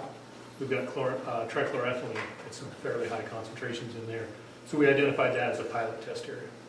We've got another area in B104 down in here where we found chloroform. And it's kind of a unique situation where we just have chloroform in kind of an isolated area, but high enough concentrations that we need to do something about it. So we're pilot testing a different remedial approach there. We've got 1,2-DCA from an old sump up in this area right here. So we're pilot testing a third alternative there. And then in the back valley, we're looking at both the viability of constructing some kind of a barrier, potentially even putting a wall in there. We're not really sure what that means just yet. But in the back valley, we're doing a whole separate test because of the mix of chemicals and just the magnitude of the problem. So we've gone into these potential source areas, and we decided to do the pilot testing there because we know we're going to have to do some treatment there eventually anyway. So let's go ahead and use the pilot testing process to try to knock the concentrations down and see how effective these different treatment techniques are. Vicki, I'm just, at the beginning of your talk, you talked about the pump and treat system on the airstripping. Is that still going on, and do you plan to continue doing that? Yeah, it is still going on. There's 2 wells in the Front Valley, and there's 12 wells in the Back Valley. And that's written into the record of decision. That's the formal EPA mandated remediation technique for the site. So until the new ROD is written, that pump and treat system it's a requirement. Now we are going through an evaluation process to see whether or not we can temporarily turn it off and monitor real diligently while it's turned off to see whether there's any effect, good or bad, of turning it off.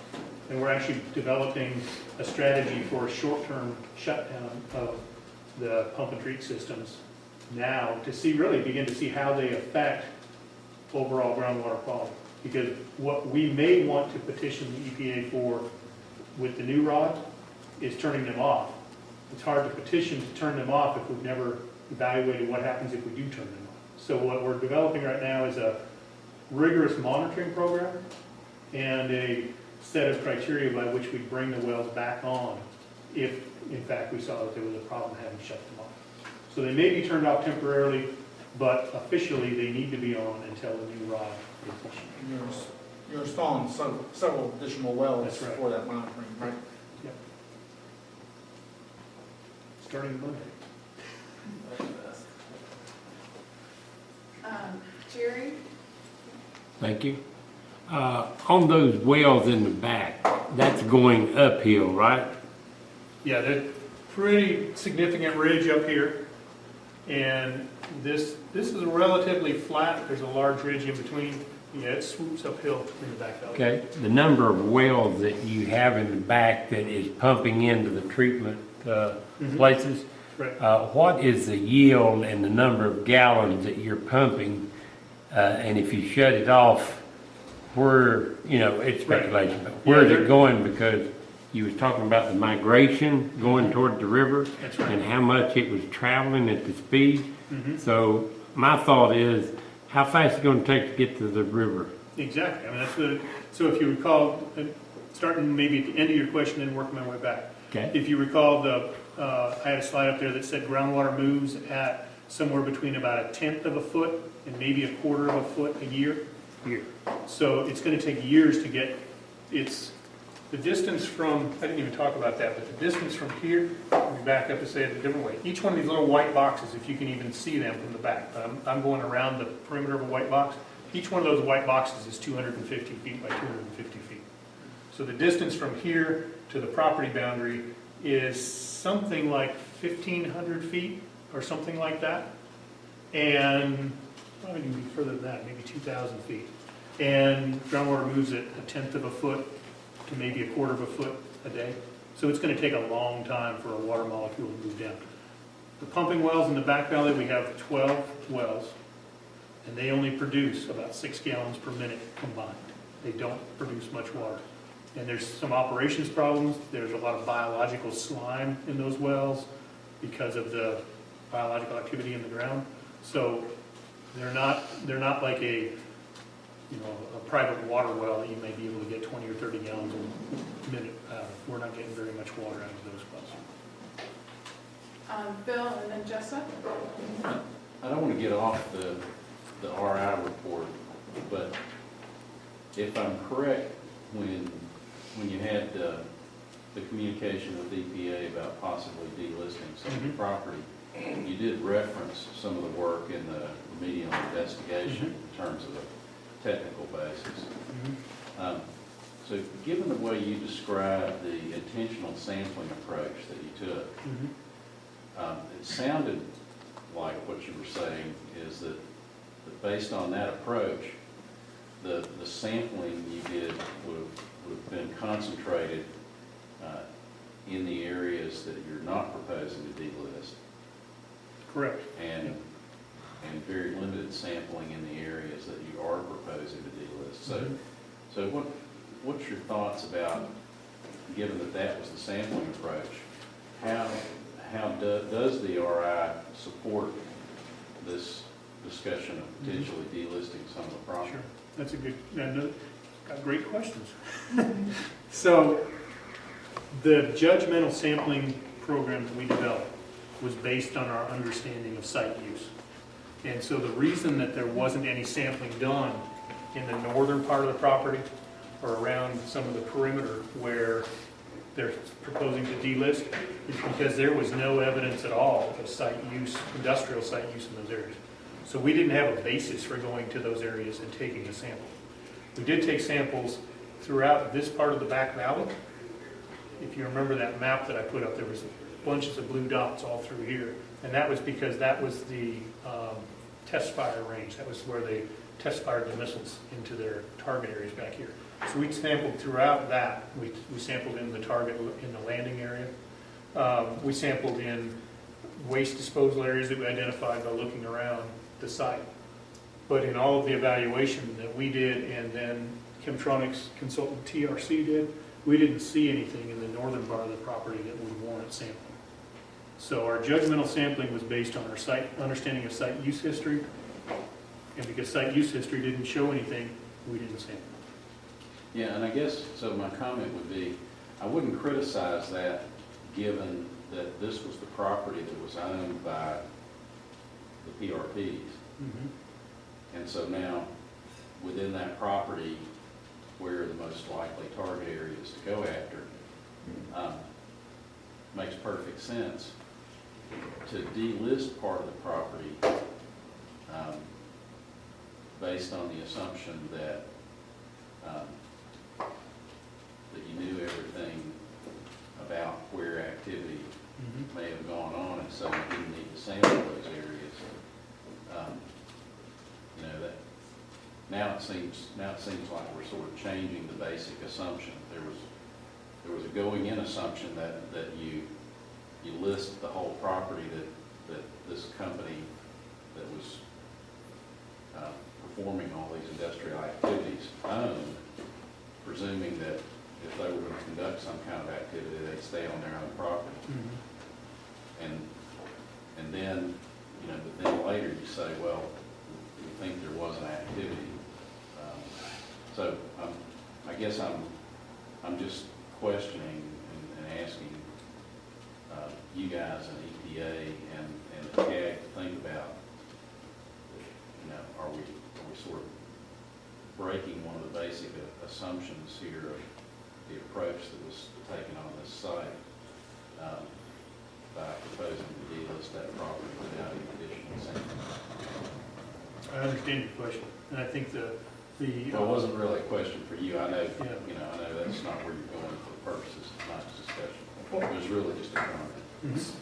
There's one effort that the PRPs did that was not captured in the draft RI about surveying the back valley area.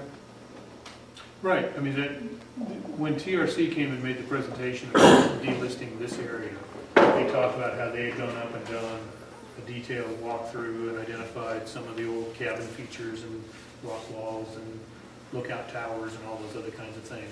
I think what you're talking about is the work that was done by a remediation contractor to come in and remove metal debris in this area. They screened this for unexploded ordnance and also for metal debris, and did a lot of removal of that. And that wasn't talked about in the RI report. That was done in about 2004 kind of time. And one thing also, when, under the RIPLA program, which was the other program, when they came in and had this site, they went out and did what was called a RIPLA facility assessment, where they went and looked for where any contamination could be. And under RIPLA program, it's not uncommon for them to just keep the parts of the property that were contaminated in the, under RIPLA, you always have the entire owned property as the site. And if you find parts that were never used, those parts are often parceled off and taken out of the site. So it's not uncommon in the RIPLA program to do that. I don't know how common it says common or Superfund, but you know, they've gone through and looked to see where there was possible locations for contamination. They walked the site and looked for any kind of stress soil, all that stuff. Okay, we have Jessa, we've got about 15, 18 more minutes. Jessa was next, and then Sean again. Well, that was a perfect lead-in, Bill, because that was some of the questions I had. And last time when we met, I had asked about the possibility of doing some random sampling, with certainly the understanding that targeted sampling made sense for the areas near where we knew there was use. But given that there is a proposal to delist, doing some random sampling to just see if there is anything that we need to be concerned about, even though on the surface it doesn't appear that there is. Has any progress been made on that request? I don't think, from our perspective, there hasn't been any progress made Okay. at all since the last meeting. We're waiting for comments back from EPA. And so, and so that's, you know, the attorney who was here to make the presentation, Rob Fox, I get a call from him about every 2 or 3 weeks. So have you heard anything? Have you heard anything? I always say no. So there hasn't been any follow-up to your question. Okay. You know, I think you all raised that question appropriately and articulated it well with Rob and Harry Morris, who were here. And what I recall the back and forth being was, well, we don't see any reason to sample there because we didn't find any evidence of use. And I think your retort was, well, why don't you just go take 6 or 8 or 10 samples then? And the retort was, well, would 6 or 8 or 10 be enough? Well, how come, why would 10 be enough? Maybe 100 would be needed. 100 would be great. It's a Sure, slippery we'll slope. take it. Right, it's a slippery slope. Where do you stop? And so that's what I remember was kind of there's no judgmental reason to do it. So it's random, and if it's random, is 5 random enough? Is 10 random enough? Is 100 random enough? And that's what I don't think anything more has happened since then. At least not that I'm part of it. It has not, no. And our the attorney, Marshall, is still pondering on this, so. Yeah, so John, I guess, Are you directly on this? Because we've got somebody else in line. yeah, so I was just gonna make one other comment on that. So, so there's the intentional sampling or informed sampling or judgmental sampling. Bias sampling. Bias. Non-random sampling. But there's plenty of experience with random sampling. You know, people who can calculate for you, given a certain size, a certain population, a certain whatever, here's how many samples you need to take, you know, for a valid random sampling regime. So it's, you know, it's not as though it's totally just like black art and nobody's ever heard of random sampling before. It's not just throwing darts at a dart. It's not as random as it sounds. Right. And I do have just one point of clarification. This is super quick, but at one point you said 1/10 to 1/4 of a foot per day in terms of groundwater traveling, and another point you said 1/10 to 1/4 per year for traveling. Could you just clarify? Does groundwater move that far per day or per year? Let me, Slide said per day. I'm almost certain it's per day, but if I said it 2 different ways. You just said it different one time when you were answering the question. Oh, did Yeah, I? I just wanted to clarify for my notes, because I had per day and I wanted to clarify. Yeah, sure. And I just want to make sure I'm citing it correctly rather than seeing it wrong again. 6,000 days to get to the port. That's Yeah, that's quite a bit shorter than 6,000 years, though. I was thinking the same way, that's not that long. Yeah, 6,000 days is more concerning to me, certainly, than 6,000 years. It's about 20 years.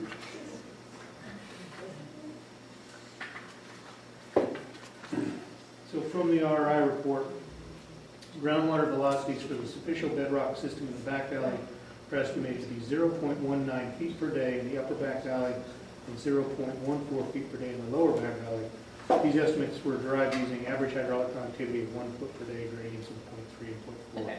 Blah, blah, blah. So it's feet per day. Facilities per day, great, thank you very much for that clarification. John? That relates a lot to my question. You said that, you know, given the situation, it's going to be 10 plus years or something to do this up.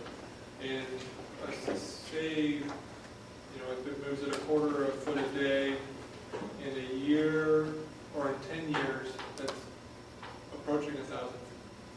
Are there any chemicals or plumes or areas that you think should be, you know, they're not off-site yet, but given that much time, that there's a high possibility that they would leave the site before, you know, it's all cleaned up? You know, that's why we have a rigorous monitoring program like we have. There's no ongoing sources on site. There's no active manufacturing, there's no dumping, there's no sources that we know of that are contributing new contamination into the groundwater. So what's there is there. It is slowly expanding. At some point it reaches steady state. And one of the things that we've seen through our monitoring is that these plumes are large, but they're also stable. And so one of the reasons we want to monitor rigorously going forward is to make sure that they're not expanding. Because what we want to do is have early warning if something does begin to show as a problem. So we have property boundary monitoring wells, but we also have extensive wells inside of the property. We call them sentry wells, not officially, but that's what we tend to call them that. Sentry wells as in watching out to make sure something isn't moving toward the property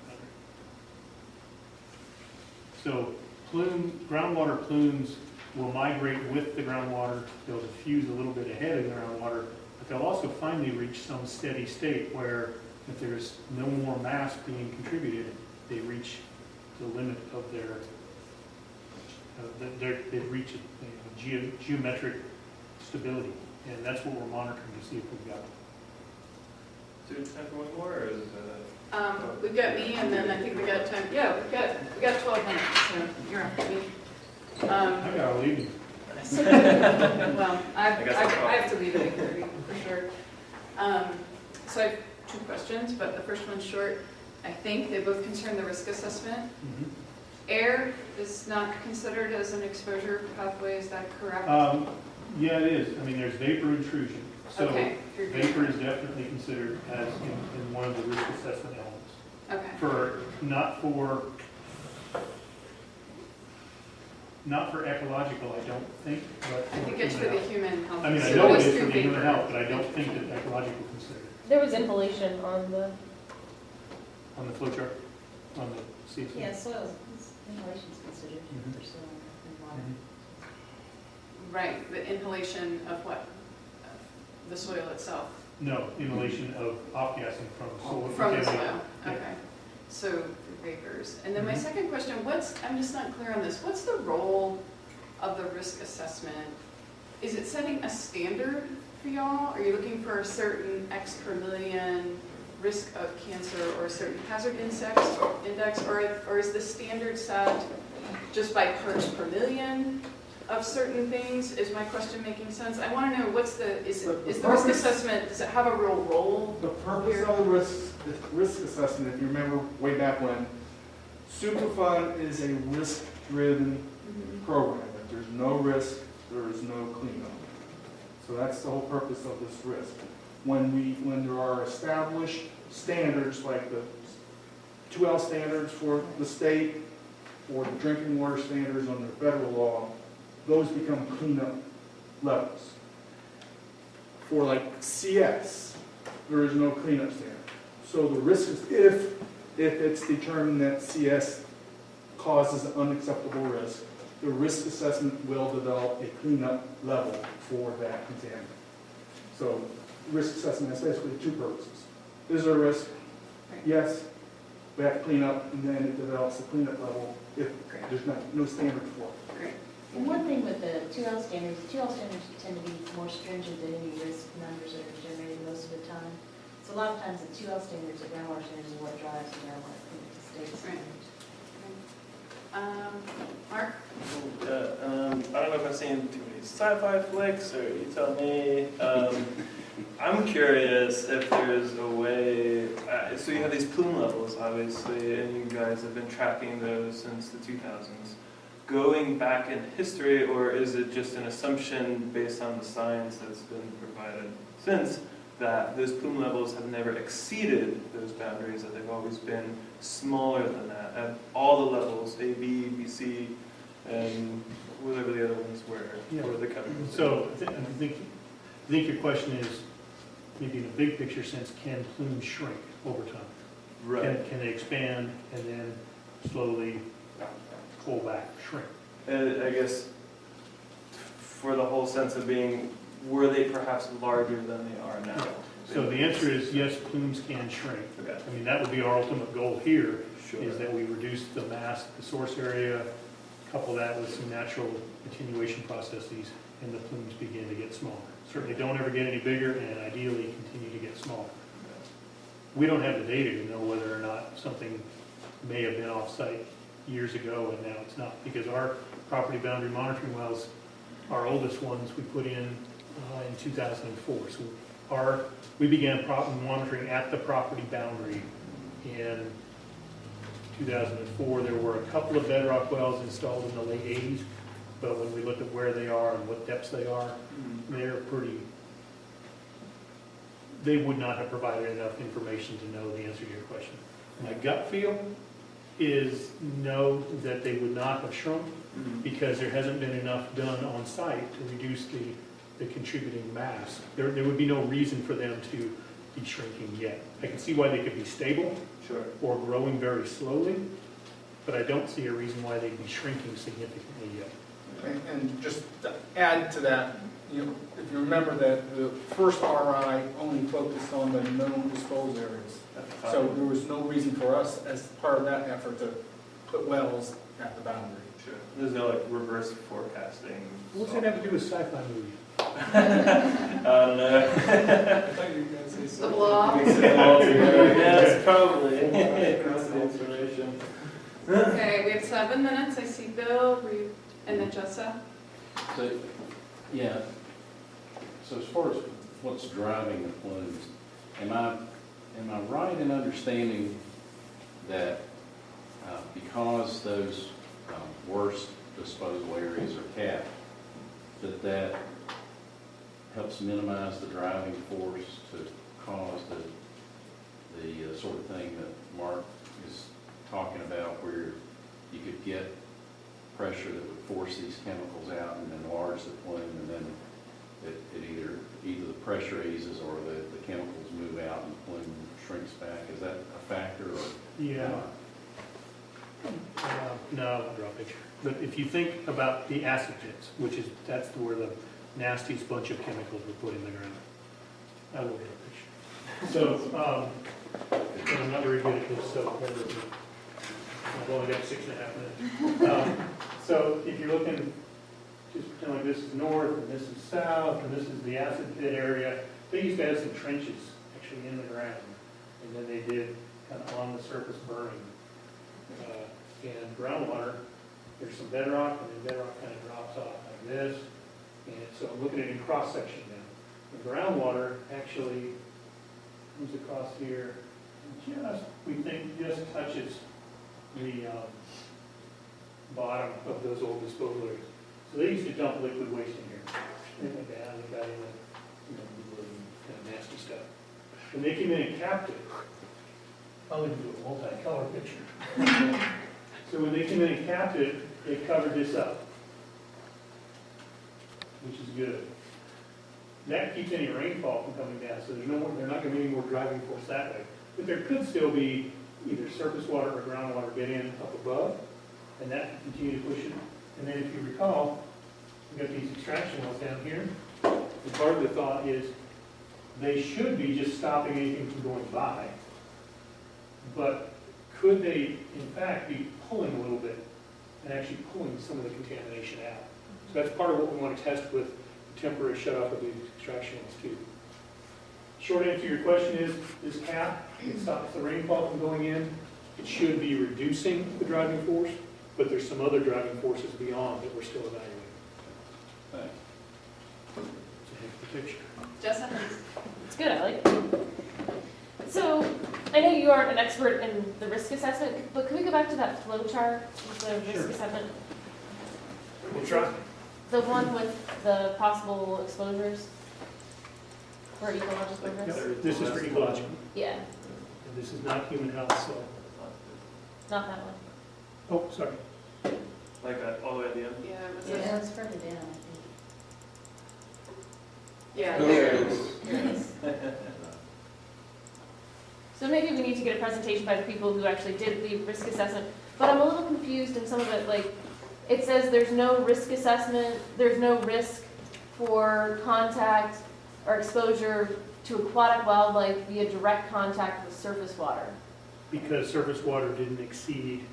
Okay, so it's, That would be a quick answer without going all the way through and seeing whether it's on-site and off-site and all that kind of thing. But Okay. my quick answer would be that there weren't any surface water concentrations that resulted in that box being checked.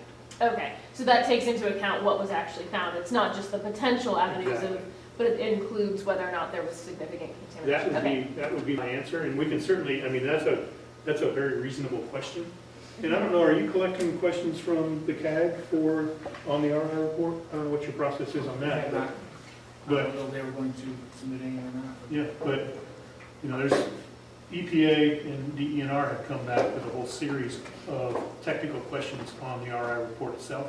We're still waiting for the comments on the risk assessment, Mhm. but on the rest of it, it's not uncommon at all to get pages and pages of questions. Especially And we give for pages and ethics. pages and pages of answers, but I mean, so those kind of questions are reasonable, and I would say if there's a way to ask that through the agency or directly, Okay, please do. great, thank you. This is, I have a question and then we'll get to you, Jerry. Is it typical, if there is such a thing, for EPA to contemplate permanent condemnation of groundwater in the site in terms of its drinkability? Yes.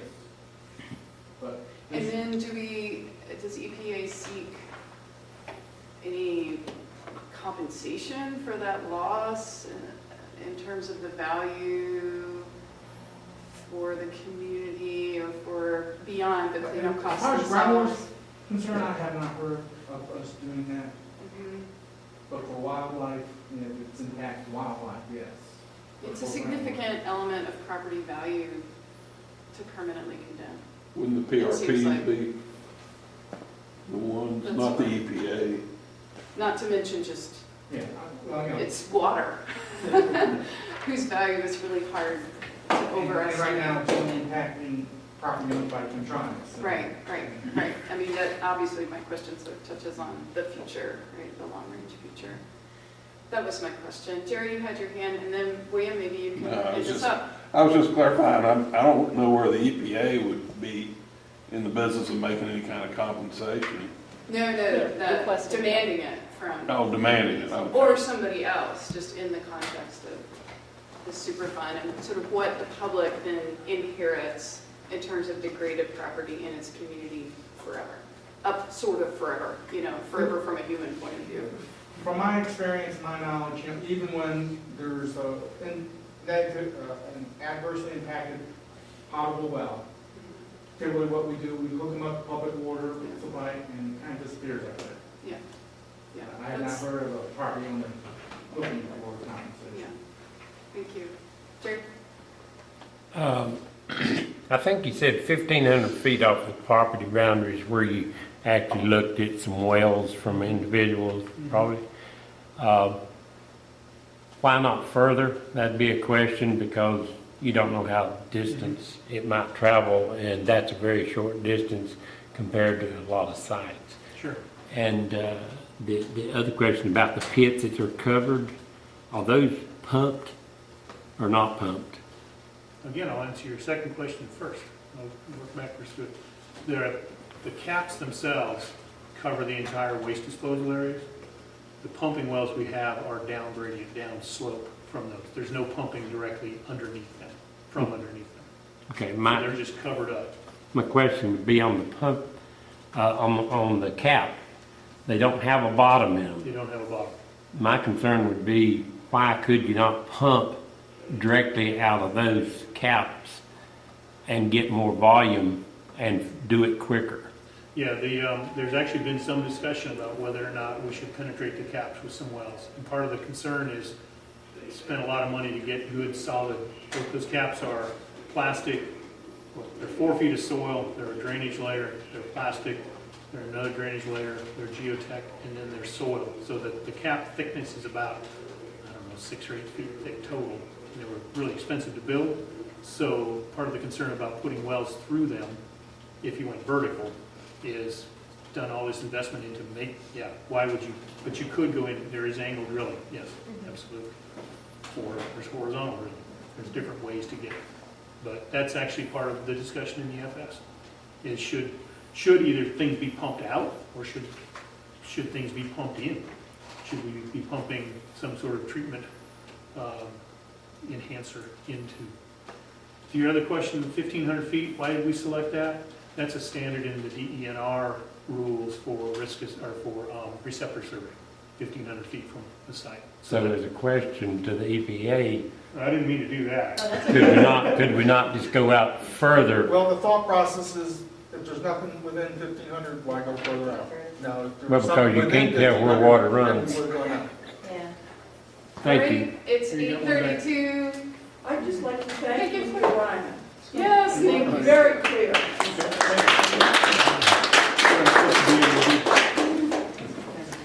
for Thanks, your time. folks. Thanks, Thank you for coming. everybody. If you have any questions that still linger, Stu sort of indicated that he'd stick around for a little while. I don't want to volunteer him, but you volunteered yourself. And you can always send questions to the Swannanoa CAG, and we'd be happy to approach the EPA or whoever the appropriate party is to try to get answers to any questions.